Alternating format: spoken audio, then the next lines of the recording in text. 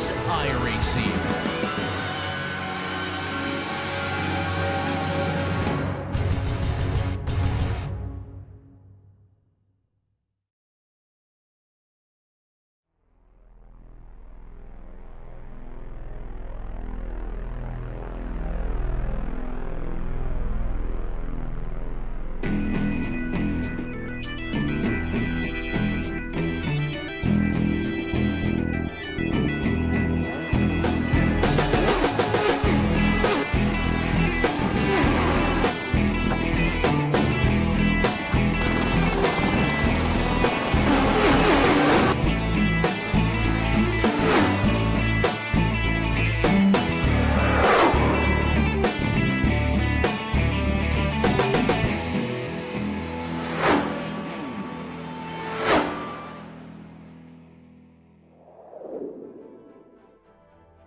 Much like the towering Mount Fuji, the threat of rain looms over the track today.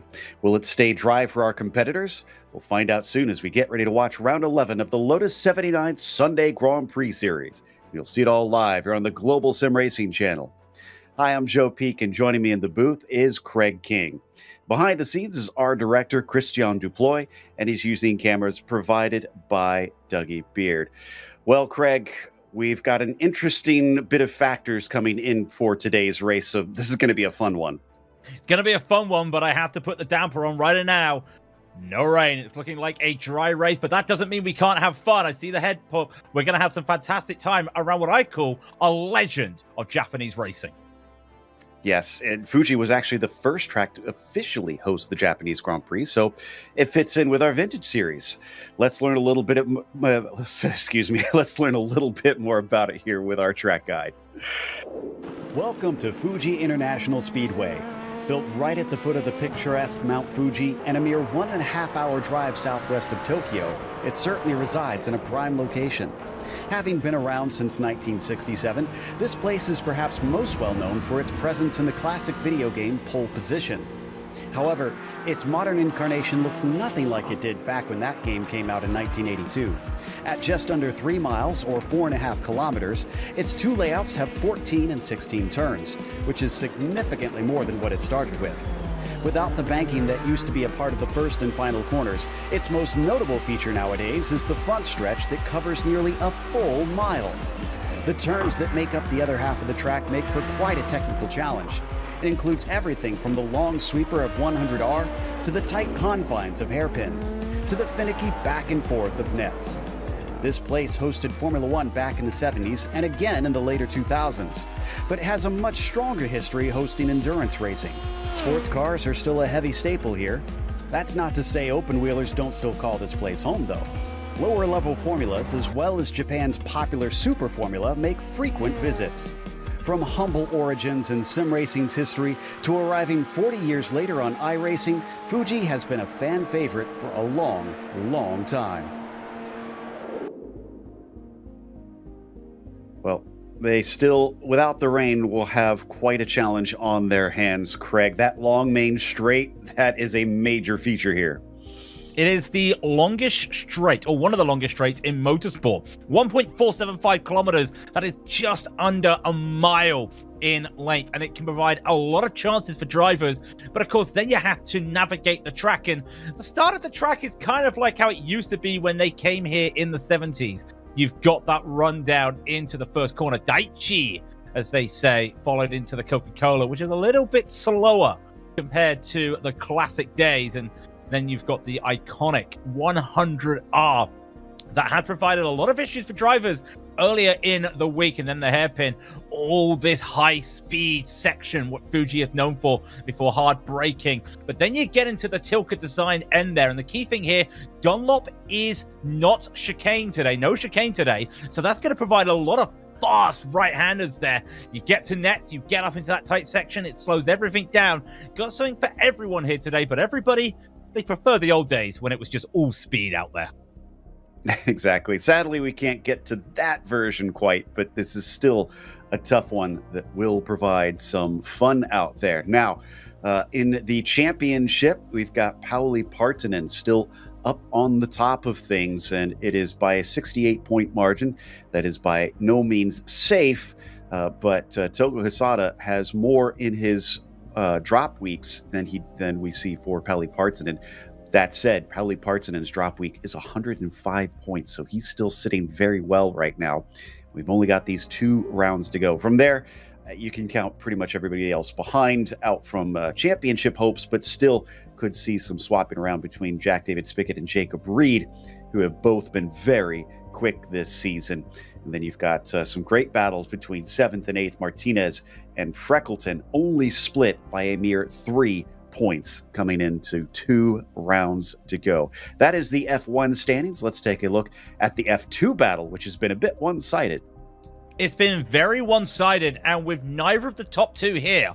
And in fact, I'm looking, there is a Kurt Clapper, but mathematically it looks like Josephine Becker has become the first female driver to win a Formula Championship in the Lotus 79s. And what a drive it's been for her this season, with 3 amazing results in a row, Monza, Barber, and Watkins, and then just basically took a bit of a break. She's only had 6 races counted this season. You need 8 to have a full quota, and she's managed to get that done. Jason Kraviak is going to be trying to hang on to Kurt Clapper, but of course he's not here today, so drop weeks will be interesting there. Moreira is well. They're tied with Thomas Tuber, who is also there. You look at them, Miguel Morland, Barry West, Gord Janot, Matthew Cockerham, all so close. But the key thing today, Gio, this is a single split. So a lot of these points are going to be very tough to get for the F2 drivers because they are racing against the top guys.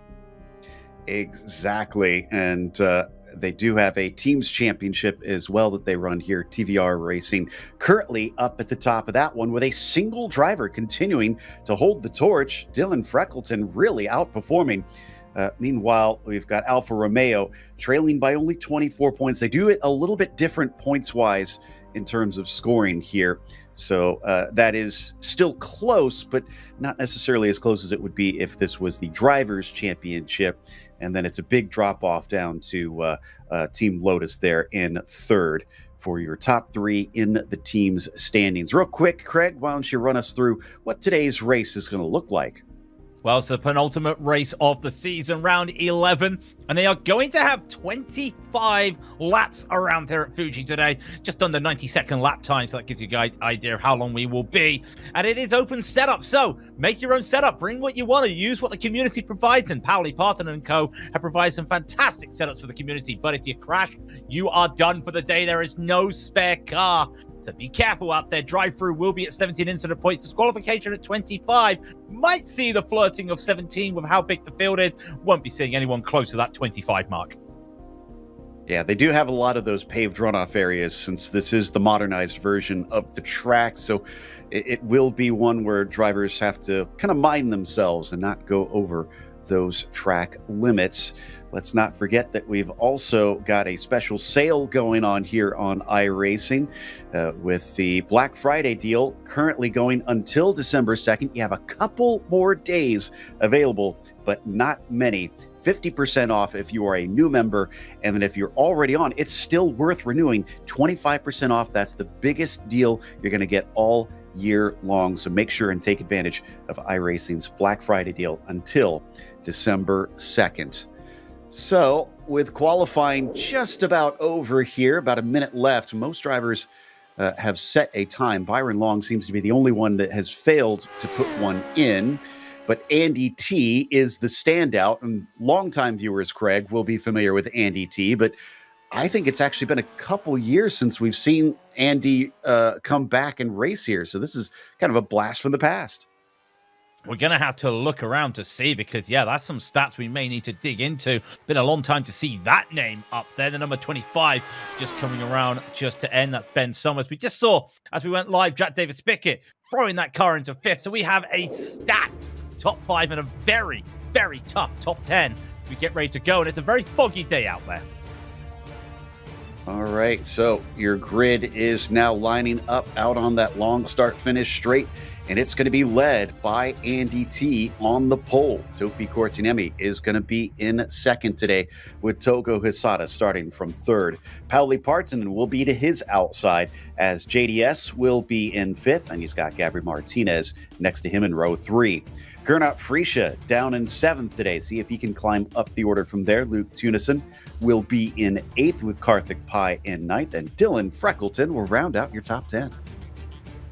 And the area will be in 11th. Next beside will be Andreas Schuster. Aaron Blair will take unlucky 13th, with Timothy Reed in 14th.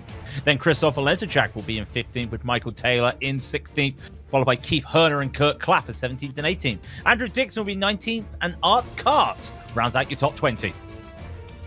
Borja Cineros is going to be starting from 21st, with Shervin Samari in 22nd. Gord Janot, P23 for him, flanking Thomas Tuba. Alex Rask will start 25th, followed by regular Barry West in 26th position.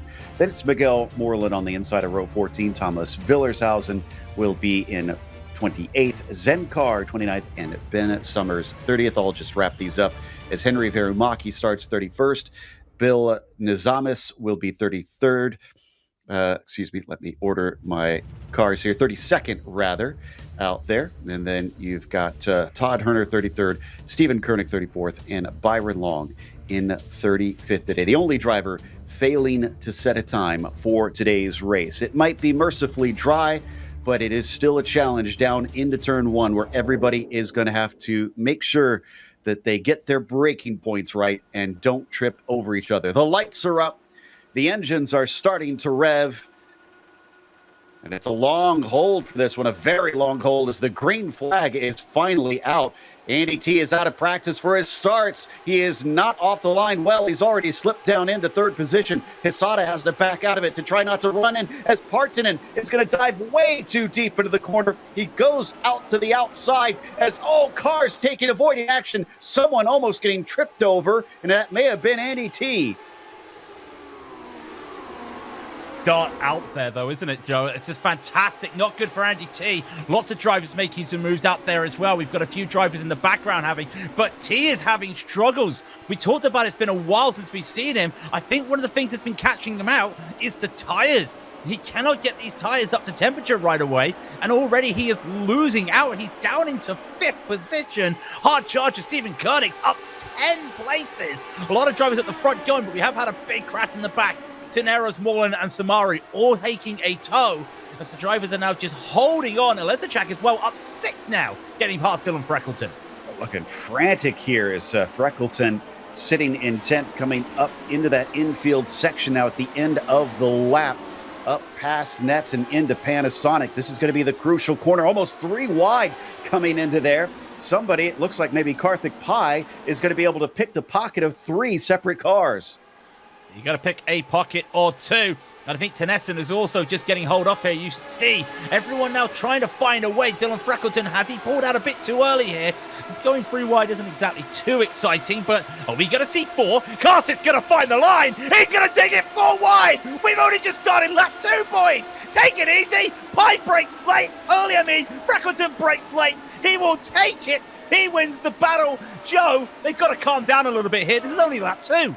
Oh, my goodness. They heard a dry track and they figured, we can have some fun today. They're going to go 3 wide up into Coca-Cola once again. They'll make it through Karthik Pai, though. He loses 3 spots because of that. As behind them, let's not forget they've got Barrera, Schuster also involved. Now it's up through 100R. This is going nuts at the beginning. Somehow Freckleton still leads them, as Tunison is still fighting with Christoph. Yeah, Tunison now have to deal with Christoph Freckleton. Not the best of qualifying for him, but he is doing fantastic. And behind these guys, you've got Andreas Schuster looking for opportunities, and everyone's been bunched up here. And it's such a tough place to be bunched up when you've got drivers going that mad. But you've got to give the respect there. Pai thought he could take it into 4 wide going down into Daiichi, and then he realized this was not worth it and backed out of it. Sometimes you've just got to accept it, and early days of these drivers, they need to utilize the straight here to catch back up, because they're already 3 seconds behind the lead group. And I say the lead group because Topi Kortiniemi is now 2 seconds ahead of the rest of the field. These guys are 3 seconds off Gernot Friesche. Yeah, Friesche running in 7th with a pack of about 6 cars, it looks like, in his group. Andy T, as we take a look at that little pack, is going to get past Martinez. And you made a good point at the start. I don't think T has been around since the change of the tires and sort of the rebirth of this series. His drivers really fell in love with this. Once again, he has a big slide coming out of Coca-Cola. Yeah, I think it's just starting to hinder him a little bit because now he's just calmed down a bit. He's got the speed, and he's trying to catch up to Jack Davis Pickett and Togo Hisada. But behind him is that Gabriel Martinez, who will be aggressive to try and make the move. So Andy needs to try and catch up, get that slipstream back that these two are providing. But you can just see as you hit down into Dunlop here, look at this difference now. It is a fast right-hander, and it just means that you can almost set yourself up here. Jack, it's not Togo's home track, but it is his home country. He knows his track at the back of his hand almost, not like Suzuka. You got to be careful. But Gabri, he's going to look for every way possible. Don't be surprised to see some of these drivers do a little over-under going into Panasonic. And maybe using a little bit of leapfrogging if you're Partanen, Hisada, Spickett. Remember, they got to catch up to Kortaniemi. The Finn, like you mentioned, has absolutely run off here at the beginning. Togo on board with him, looking back at Spickett, has got 170 miles an hour. It's just about enough to hold ahead of the Pepsi cars behind them. Andy T and Martinez going to go wheel to wheel, being chased by Freesia, who cannot quite capitalize on it. No, can't capitalize at the moment, and that's the nature of Daichi there. Then you go into turn 2 because it's a very tight corner, and you do have a bit of runoff, but there's also a little bit of a sausage curve, a little bit of a rumble strip there on the runoff there at the exit of the first corner. So you have to be a little bit careful not to go too deep. If you go too deep, you can salvage what you have, but then that run down into Coca-Cola is really tough out there. You can see Andy, he is struggling. The hairpin, it's a hairpin, but it's more like a left-hander that just goes full throttle right away. And Gabri did indeed look for it, but you can see some of these corners throwing Andy off, maybe the characteristics of the new car, the new tires. Well, they're about a year old now almost, but he is struggling out there. Do wonder if it is also just a little bit of track familiarization, because again, when was the last time we saw Andy? I don't think Fuji was around when Andy was racing last. Oh, that's another good point. Yeah, I think you may be correct on that one. I've got to try and dig this up to see how long it's been since Andy has last participated, or at least the region of time since we last saw him. Gernot Freesia has got a nice double toe as Andy T still hunts, or excuse me, Martinez hunts Andy T rather. And they're going to go 3 wide. Oh, lots of dicing late move from Martinez. That throws a wrench in things for Freesia. He could maybe cut back underneath. Great run by Gabri, and he might have the inside just barely coming into Coca-Cola. T's going to have to give him some room. He does, but he holds on around the outside, which switches to the inside of 100R.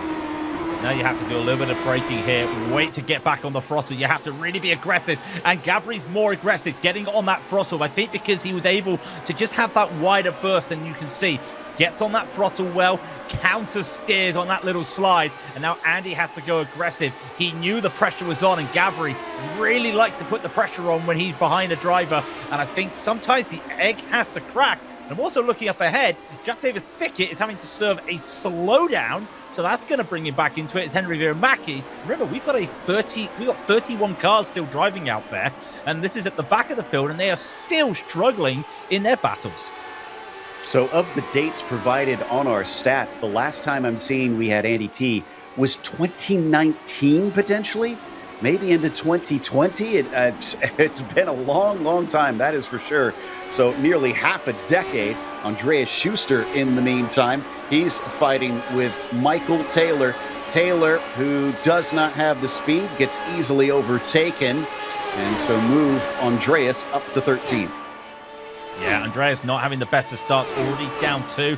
Trying to see if he can get past the Isle of Man native to just hold on, but the outside is a little bit strong today with, I think, due to the cold temperatures, 20 Celsius track temp, 68 Fahrenheit. It is the middle of the day sim time, but with that threat of rain in the forecast and with the humidity dropped here at 94%, can provide a little bit of interesting moments when it comes to downforce, when it comes to the power. Remember, you're on an elevation here. You can see Mount Fuji in the distance there. Fantastic. Nice timing there, Christian, with the mountain. As you can see, Timothy Reed just needing to just hold on, try to get throttled down. But this is the corner that I have been very surprised at, Joe, at the hairpin.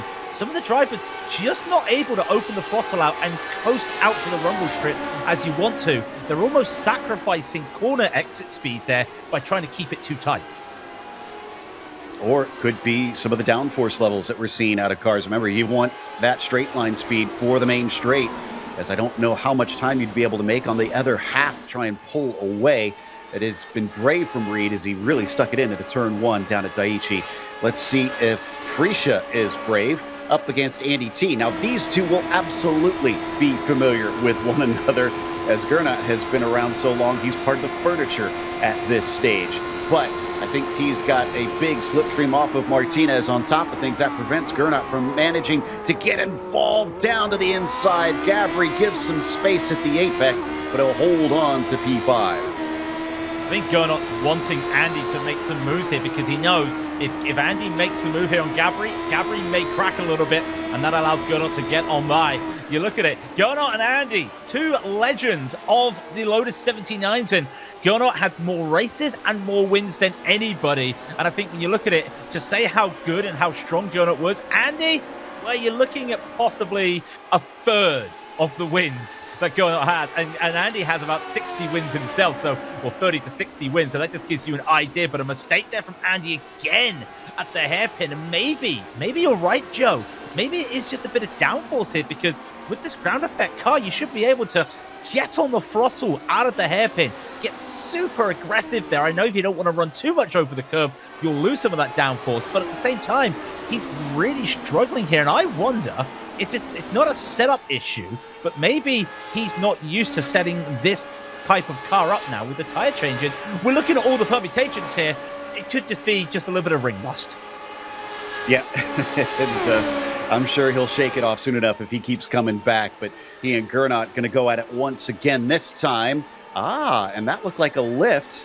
He allowed him by. So Freesia now up into P6, so T knows the game. I think the big thing, even though you mentioned that T has far fewer wins, you got to consider the strike rate. Andy T's win percentage versus how many at times he's entered a race, 47%. Wow. Yeah. Wow. That's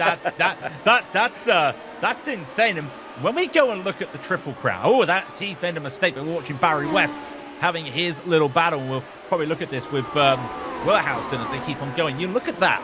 Jamie Fluke in 2020 is the only man to do the Triple Crown.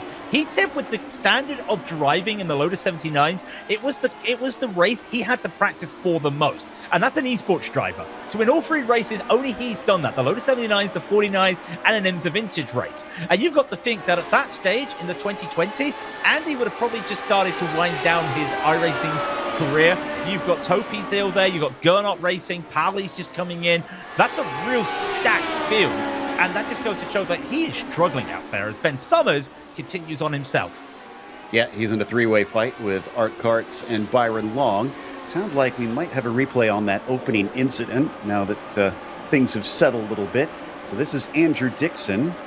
And, car's just tangling as it's not a completely straight run coming up towards Coca-Cola.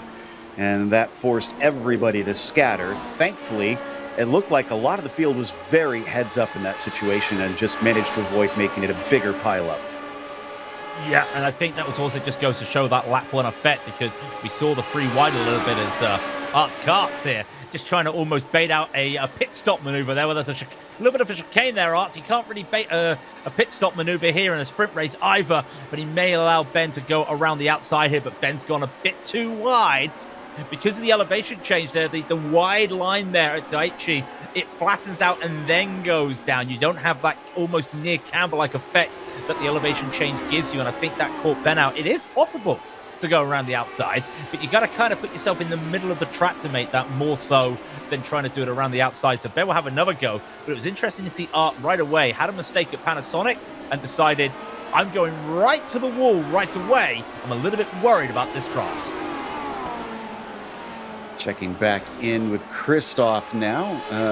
Freckleton no longer our leader of that group. It's Andy T. So he's fallen off of Gernot Freesia and has suddenly now been caught up by the second pack. The Polish driver hunting down our current team points leader, Dylan Freckleton, but Freckleton himself is hunting Andy T. He's going to go down the inside of Daiichi. Can he get it woed up? Oh, they're going to make a little bit of contact. T loses 2 spots instead. Yeah, I think Freckleton went a bit too aggressive there and tried to lock it down and just slid a little bit, and Andy gave him the room.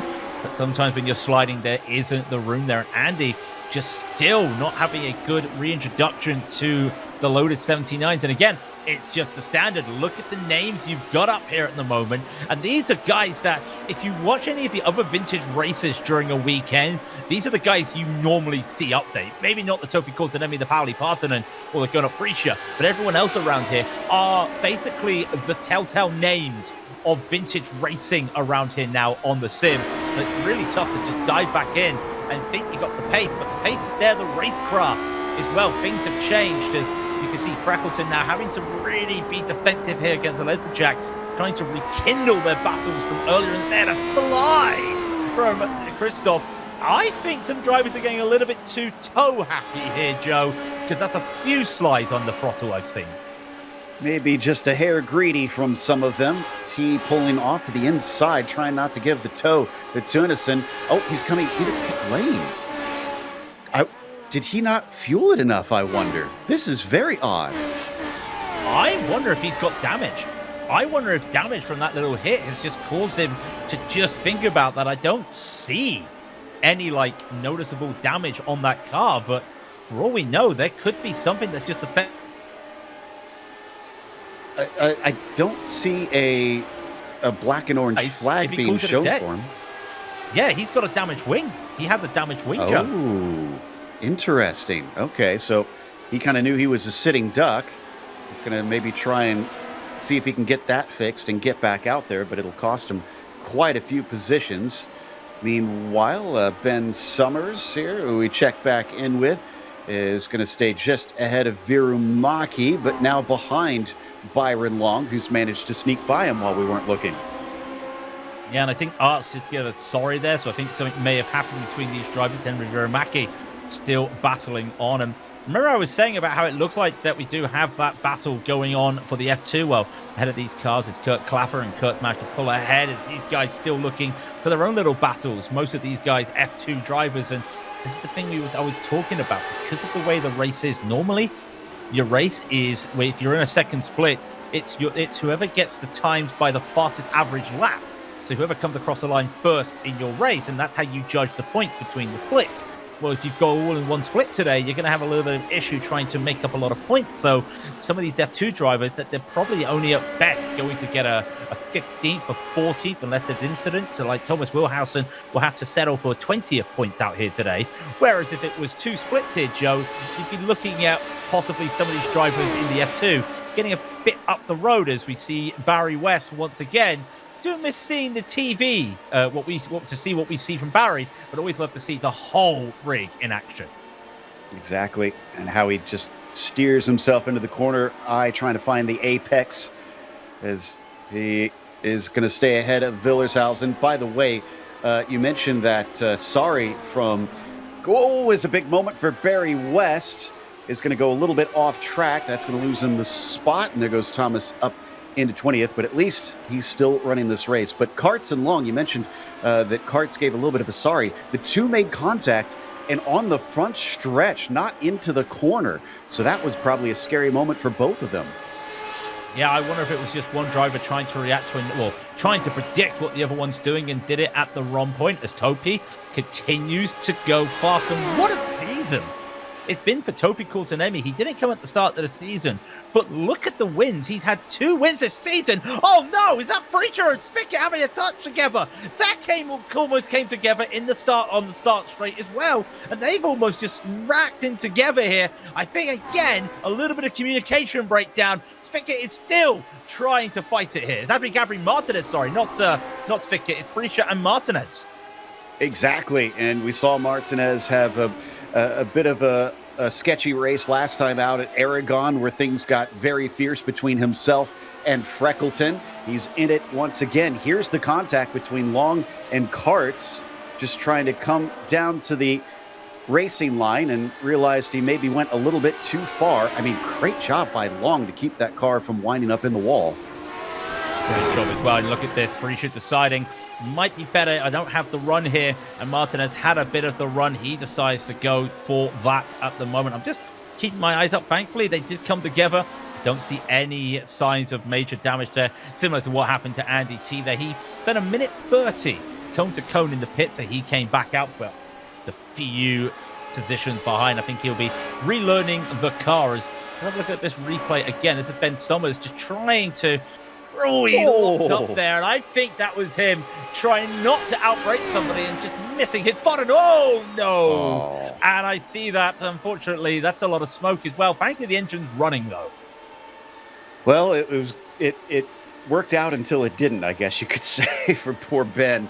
I thought that was a great job avoiding what may have been a massive accident, but somebody clattered into the side of him as they exited out of the corner.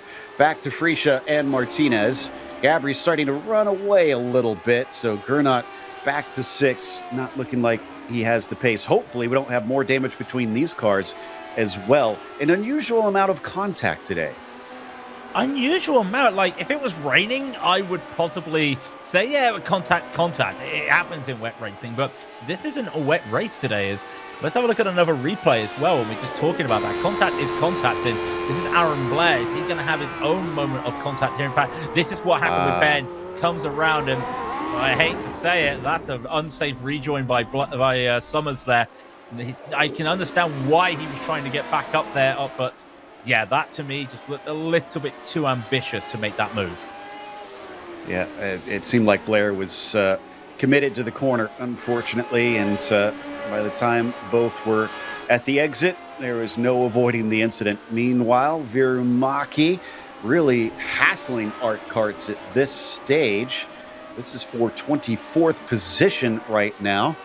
Karts down 4 from where he started, but Henry, he is up 6 with a very handy day for his F2 points. No doubt as they come up into the braking of that swift right-hander of Dunlop. He gains a lot of time. Now he's becoming a serious threat coming into the switchback, climbing up the hill. Remember, if you get a good exit onto the main straight, you find yourself set up well for a pass into Daiichi. Yeah, it's so many different lines here coming out at the final corner. And you can see that Virumaki, he tried to turn in, but then got to the throttle a bit too early there to look for a move. We got to look as well, picture in picture, Timothy Reed trying to just hold on these battles, and this is up the field as well. Timothy Reed sitting in 13th, Andreas Schuster in front of him, and Andy T is the third car here, who is a lap down, so he's just going to be going ahead as Virumaki. Good here today, up 6 places. Hardest charger, Byron Long, up 12 places. Give a shout out as well to Stephen Koenig, up 7. Zenkar up 10. Gorjanot and Tuber also up 7, as you see. Todd Herner now up near the back of the field, trying to just get something going there, battling Steve Koenig. And Steve, he's up 7, but unfortunately everybody else behind, and we have had a lot of retirement so far. Do have a few drivers that are doing well compared to what their iRating marks. Luke Tennyson, rated 20th, is sitting in 8th.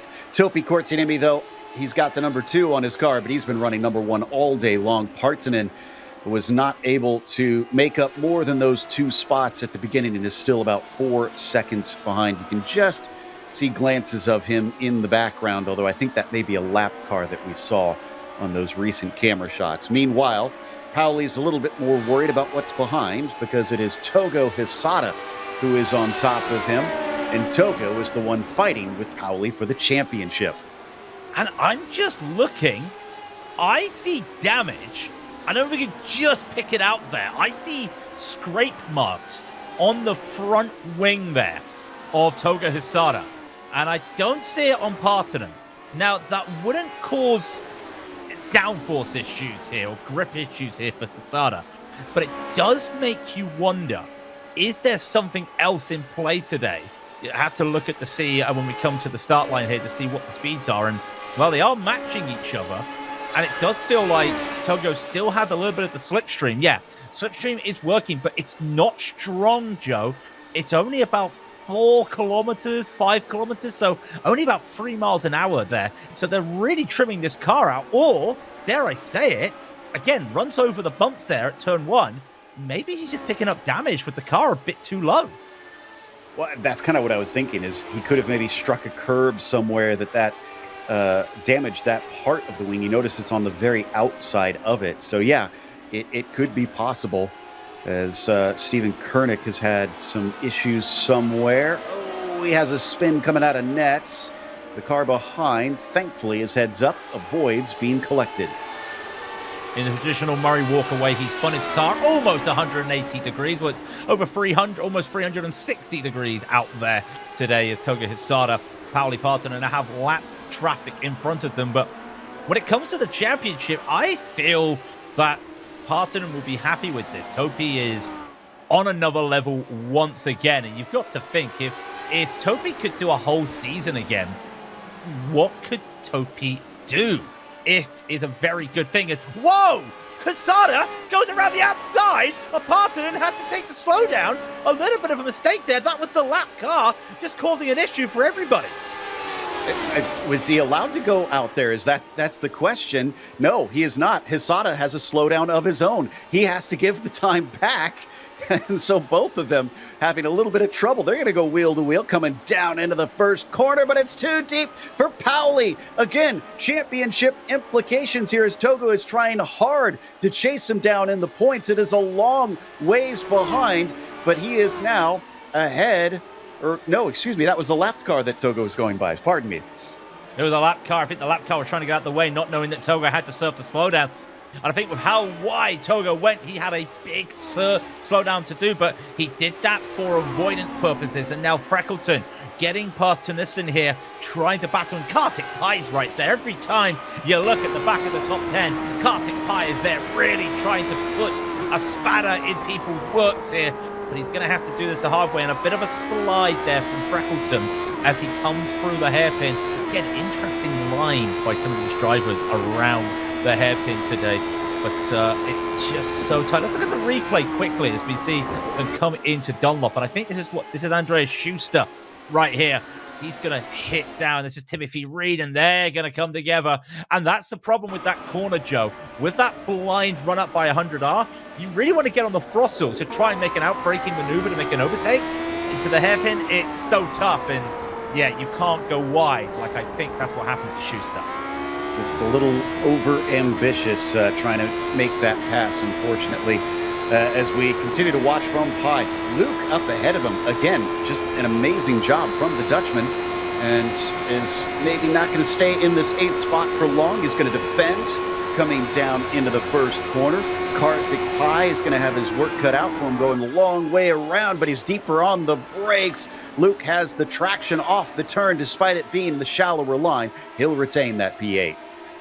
Shallower line, but remember the elevation change does help a little bit there with almost a camber-like effect. So that's going to allow Luke to really just make the shallow line work, because I think Pai, he had the right idea. He started turning in before the hill starts, the elevation change starts. But I think it was just a bit too much there and could not get that downforce working. Going to have to do it all again, but now Luke knows that he can defend on the inside. So he knows that he just has to get a good run out of Panasonic to really use that to his advantage, to just hold up high. And sooner or later, they're going to be losing out to Freckleton, because that lightning purple TBR inspired livery is starting to pull a little bit ahead here. And I feel Luke he's just in the tow. But for how long can he keep that tow? Once again, Kurtanemi going faster. And this is what happened to Togo Hisada as we go picture in picture. This was the moment he saw. Yeah, he knew straight away that was a slow parted, and he had to take an avoided reaction. Exactly, and it was the lesser of two evils probably in that situation, but that is one of those areas where if you go out beyond the track limits, it will hand you a slowdown. So he's unfortunately suffered from that one and is now about 1.3 seconds behind. That's going to be hard to make up this late in the race, but not impossible, as Pai continues to stay on the number 20 wall. Like you said, Dylan Freckleton is loving this. He's now about 8/10 beyond that pair. Yeah, he pulled 4/10 on Luke last lap and almost 6/10 there on Kartik Pai as the number 6 car of Pi really struggling out there today. It's interesting to see as well. This is Luke Tennyson. He is a 2K driver, kind of like Zenkar here. It's a lower iRacing driver, 2.7K, and he's meshing it up with the top 10. Zenkar at the moment, who hails from Antarctica, would probably need to be a little bit cooler for him to enjoy it out there, battling with Barry West out there. And I can't remember the last time Barry tried to battle someone who hailed from the Antarctica, but he's himself, after that mistake earlier, is keeping it cool, calm, and collected. But look at the neck. Look where he's looking to look for this corner. If it was me, I'd be looking right again. His rear back, he's gone off. I think he's had an issue out there. Corrections from Barry West is, the fin, unfortunately, into the wall in a bit of an unusual place. Let's see if we can try and figure out what happened there. Black flag for Bill Nizame, so I wonder if it was involved with him, but we'll try and unravel that a little bit later. In the meantime, Barry still running in that 19th position, just ahead of him in 17th. Schuster's got to run on Tuba now. The 19 can't do much to try and defend. It's better straight line speed for Andreas. He's got a nose ahead as they come down the hill now into the braking of Daiichi. Coming back at him, Thomas able to use that side draft to try and cut into some of the speed of the number 12, and then tries to undercut him, but no dice. Andreas is going to hold on to 16th. No dice at Daiichi. We had 2 battles there. Gorgonot and Timothy Reed, then Andreas Schuster and Thomas Tuba. And basically the same thing happened to both of them. We had a little bit of 2x2 going down the start line. Very interesting. But again, if you're the man in front, why are you not defending that inside line? The straight is big enough to make overtake today, but these drivers are unable to. And I think, again, they're trimming out the car with so much that the moment you pull out of that slipstream, that you hit a wall of speed, and you've got to do something like Ben Summers has tried to do here and wait to the last moment to just pull out there. And that was very smart there. Got past the start-finish line before he looked to pull out on Alex, using all the speed possible. And that, if the drivers could see it, but with 4 to go, I don't think they really would see it. That's how you do make that move. A little bit of food for thought next time we come to Fuji. Meanwhile, Topi Kortsanimi is now up to 6 seconds ahead of Parton, and definitely been outpacing him for pretty much this entire race. But again, I think Pauli's main concern, stay ahead of Togo, try to seal the championship. And I'm not sure, I might have to check with the drop points. Finishing ahead of him here today might just do that, prevent him from losing it in the final round. Again, not confirmed as Timothy Reed again involved in issues, and I think that's with Gorgonot, the Canadian, having trouble getting the car facing the right way. Yeah, just for that information when it comes to it, remember, Parton has taken 2 drop weeks, one of them being a 0 pointer, one being 105. Regardless of this, he would only be losing, we'd be gaining points at the moment, I feel. So I think that could be all it is for Parton if he stays ahead of Hisada. Gorgonov just taking a bit too much speed there, it looks like, and the car's already sliding away. And the moment that rear goes, that's it for the car. You've got to really do something to try and hold it, but that's unfortunate. We'll get the standing, we'll get that officially confirmed, but as Schuster continues on, more battles, just because the championship might be over, in quotation marks, doesn't mean you stop racing, as Thomas Tuba would love to get past Andreas Schuster, but he is struggling out there because Schuster gets to tow a Timothy Reed. Well, I mean, based on his birthday win in the 49s, Togo knows you never give up. You just don't know what's going to happen, and you could be surprised by a victory. Luke here still trying to catch back up to Freckleton. It was up to 8 tenths, now down to only 3 tenths of a second between them. And actually, that's Gernot Friesche, I'm pretty sure. They've run down the number 5. That's surprising. Oh, the number 5. I was going to say, he's not 5th today. He's 6th. He's not been having the day out of it. But again, remember he had that contact with Gabriel Martinez. I didn't see anything on the car, but it makes you wonder. But he's only 4 tenths slower than Gabri last time by. So maybe it's just him just not getting the best of luck through the traffic or not getting the consistency down. But the Austrian really struggling. It would be a great result today for Dylan Freckleton to get into 6th. I don't think he'd be able to get a top 5, but to go +4 for the day would be fantastic, but he's got to make sure he doesn't bring Tennyson and Pie to the party, because they would love a piece of the pie right now, but I think they're a bit too far out, and I'm starting to see the sun try and creep out right now. That's a good point. Yeah, it's been so hazy out today. Very, very humid. I mean, there's a good shot to illustrate it. And as Karthik Pai is going to pop out to the outside, Luke having to go on the defense despite catching up to those ahead is successful this time and still retains that P8. Keeps hold onto that P8. There's a little bit of a development. Riera, who is running pretty well today, has dropped due to some internet connection issues.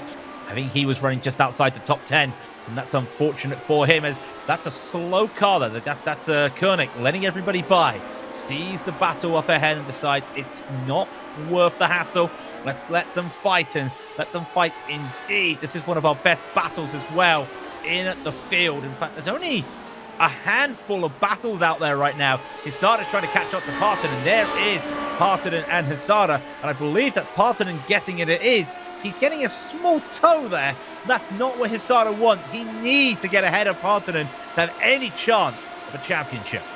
Here's the question, though. Is he going to get by that lapped car before the end of the straight? And I'm going to wager it's a no, because he stays ahead. That is Art Karts up in front of him, which could mean this could be a slight holdup for Pauli. That's what Togo needs right now, is maybe traffic to create just a bit of complication here, and it looks like it might, as Karts is still not pulling out of the way. Now, he is not obligated to.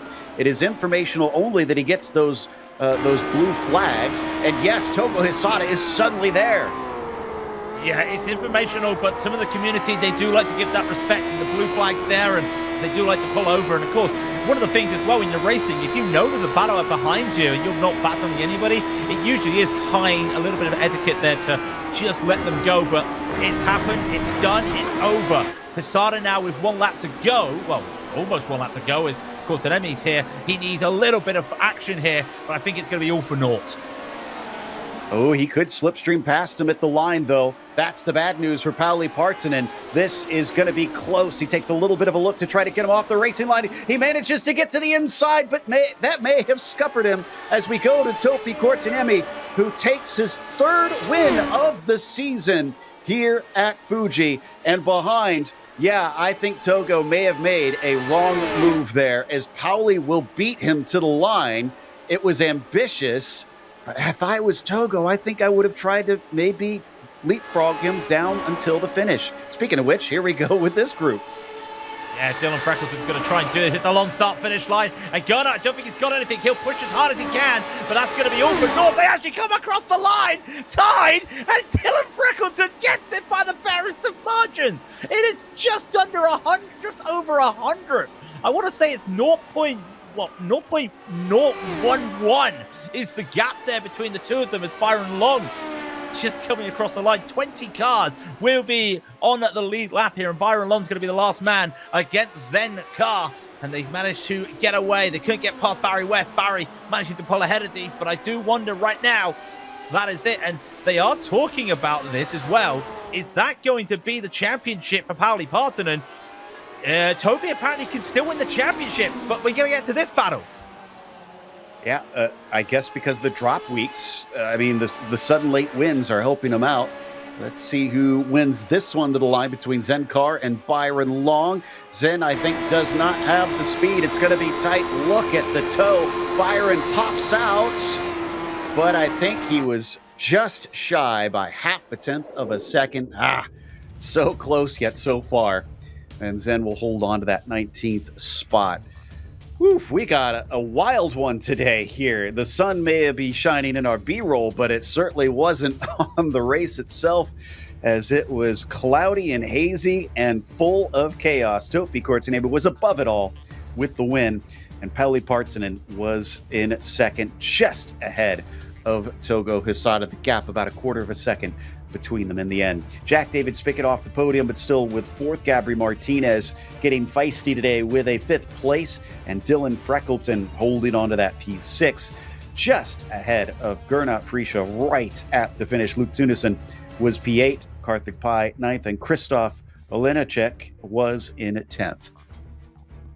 In 11th, Michael Taylor, who was up 5 places, as was Keith Herner, who finishes in 12th.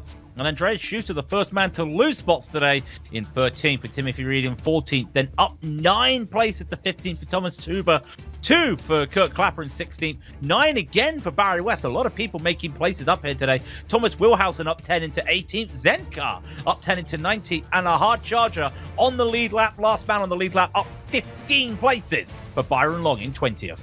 Started from last on the field. Art Karts came home in 21st with Ben Summers 22nd, and it's Gord Janot in 23rd. Alan Rask was P24. Todd Herner was on your quarter century mark. Andy T a lap down after having to take those repairs, 26. We'll see if maybe he'll return and stick with it. I'd love to see him stick with it because he certainly seems fast, just maybe not as quick as some of our top drivers, at least for now. Stephen Koenig, 27th. Morera, with a penalty for connection issues, was 28th. Nizami was 29th, and Virumaki only 30th today, 5 laps down. The rest of our cars ran into issues today. Dixon, Blair, Moreland, Cineros, and Samari seem to be mostly DNFs for our finishers. As we have our driver coming home in P2, Pauli Partsinen, ready to chat with us. Now, Pauli, we were kind of looking at the chatter. You're saying, according to your math, that Topi is mathematically still in this?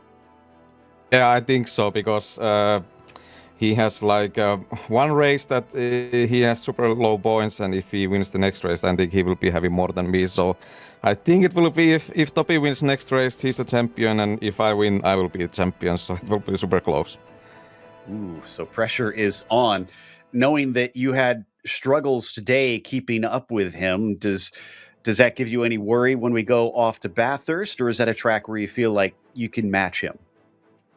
Yeah, I have worried about last month. Topi is super good. Like, he has found some amazing pace. I cannot really beat him. And like today, I knew that I have nothing against Topi, so I was trying to make a super brave dive to the first corner, and I failed badly. So there was that. So I think next week I just have to be first after first lap, and then it's just defending battle. So let's see how it goes. Yeah, outside of the championship fight, though, the return of Andy T. How cool is that? Have you guys had a chance to chat with him?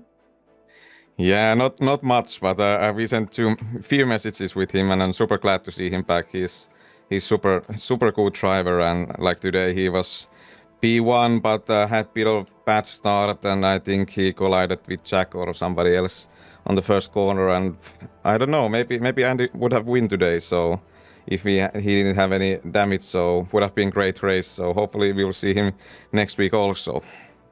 That makes sense why he seemed off the pace. We were curious why he looked so rusty, but focusing on you, congratulations on second place. We'll see who comes out on top next week. Thank you. Pauli Partsinen P2 here today. And I believe Craig has caught up with our winner, Topi Korteniemi. Yeah, I've got Topi Korteniemi. A great victory out here, Topi, today. But the question I've got to ask is, are you happy it didn't rain out there today and it was a dry race? I was expecting for a rain. It would have made it so much more fun than just hot lapping alone. Yeah, it looked a very, very quiet day for you in the Glacier Racing car out there, because once you got ahead, you just found some pace. And Pauli was saying that this season you've had a lot of pace out there and just been a little bit untouchable. Is there any secret to it? Is it just practice, and more practice? I think it's the right kind of practice. I do what Andy T, who was racing today, said some years ago, that just try consistency, and when you get consistency, you can tweak the setup, and when you can tweak the setup, you can make the car fast, and then you're fast in quality too. So. Yeah, so it was great. We've all been talking about the return of Andy T, and everyone's really happy to see him. But one race to go. It is Mount Panorama, and you are still in with a shot here for the championship. Your thoughts, because that's not a track a Formula car should be going round. That's going to be a very, very tense battle. It's going to be. I remember the last time, I think it was a year ago, me and Pauli and was it Marco Sanfilippo battle for the win. It was a win or win back then, and it will be next week. Well, all we know, it's going to be an interesting battle between two Finnish drivers for the championship next week. Topi Korteniemi, once again, congratulations on another victory this season. And we look forward to seeing that clash in Bathurst. Thanks, Greg. Topi Korteniemi there, Joe, coming home for the victory. And I believe you may have Togo Hisada alongside you for just the final interview. Indeed. And speaking of final things, last lap, last corner, Togo. I was a bit critical in the broadcast, saying I feel like you should have tried to beat him to the line with the slipstream, but you're the one in the car. What are your thoughts on your last move? Yeah, I'm definitely aim to slipstream and pass on the very last moment, but I slipped up the penultimate turn, left hander and the overheated tire, so I realized that I have nothing traction to challenge him on the very last corner, so changed the mind and the diving side. That's it. We heard Topi say that he was actually kind of sad that they didn't have rain today because there was the threat. Were you hoping for rain, or were you glad it was a dry race? At least I have no experience with rain with this truck, so yeah, I think dry is better for me today. That makes sense. Well, commiserations that it wasn't higher up, and that it sounds like the championship may have been settled for you, but congratulations on a podium. Yeah, thank you so much. That was Togo Hisada finishing in P3 today. Well, it seems like we had our fun, but it's time to wrap today's broadcast up. And got to say, Craig, this still provided plenty of action despite the dryness. Despite the dryness, it still provided. We knew it was going to. These cars love the little draft battles that you get. You look at Monza, you look at Mexico when we went to Historic. Now you look at this, just straights on straights. Everybody loves it. And to be fair, when you think about it, where else do you go for more straights here, Joe? We've talked about it before. We got to talk about it again. Mount Panorama, there are two massive straights that can really make a difference next week. Exactly. That'll be December 7th at 11:30 a.m. Eastern for the finale. Quite the place to choose and have settle the championship.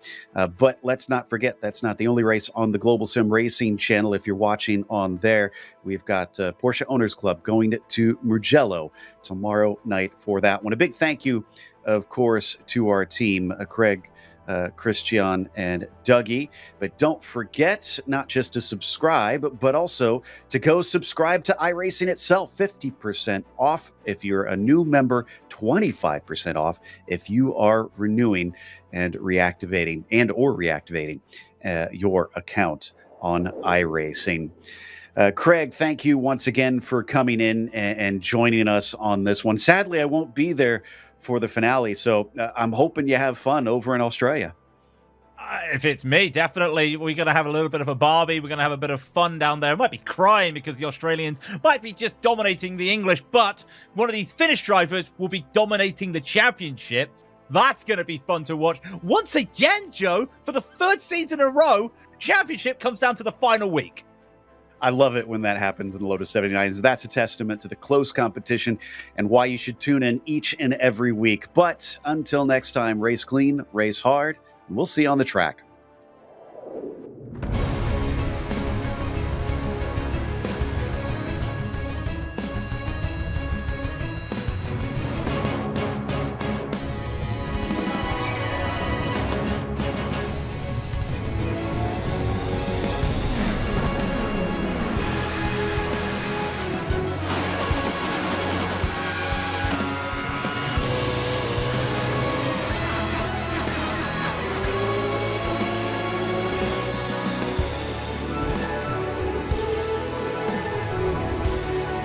This is iRacing.